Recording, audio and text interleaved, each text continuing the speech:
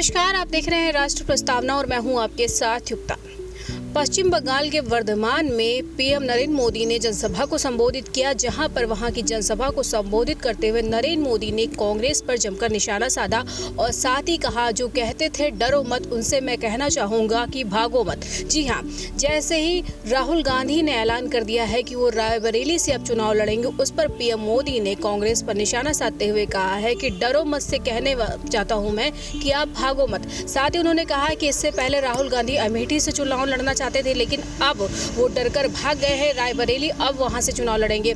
और उन्होंने साथ ही सोनिया गांधी पर भी जमकर निशाना साधा है और कहा है कि वहां की जो नेता है यानी सोनिया गांधी, जो कांग्रेस की बड़ी नेता, उनमें इतनी हिम्मत भी नहीं है कि वो खुद आकर कोई चुनाव लड़े। वो सीधा राजस्थान चली जाती है, राजस्थान से अब वो चुपचाप बैठ गई हैं, यानी वो कोई चुनाव लड़ने में रुचि नहीं रखती। इसके साथ ही पीएम मोदी ने वहां की जो पश्चिम बंगाल की टीएमसी सरकार है, उस पर भी जमकर निशाना साधा और कहा कि यहाँ पर जितने भी हिंदू रहते हैं वो यहाँ की सरकार से डरते हैं, यानी टीएमसी सरकार कभी भी किसी हिंदुओं को सपोर्ट नहीं करती है। साथ ही उन्होंने कहा बहुत जल्दी यहाँ पर भी बीजेपी फिर से सत्ता में आएगी और टीएमसी का सफाया करेगी। साथ ही उन्होंने ये भी कहा है कि जैसे ही रायबरेली से जिस तरह से राहुल गांधी ने चुनाव का ऐलान किया है, उसके बाद उन्होंने ये भी कहा है कि वायनाड से भी जो कांग्रेस सरकार है उसकी बहुत भारी मतों से हार होगी और बीजेपी सरकार वायनाड में भी अच्छी सीटें लाकर जीत हासिल करेगी। कैमरा में शशि रंजन के साथ युक्ता पांडे, लखनऊ से।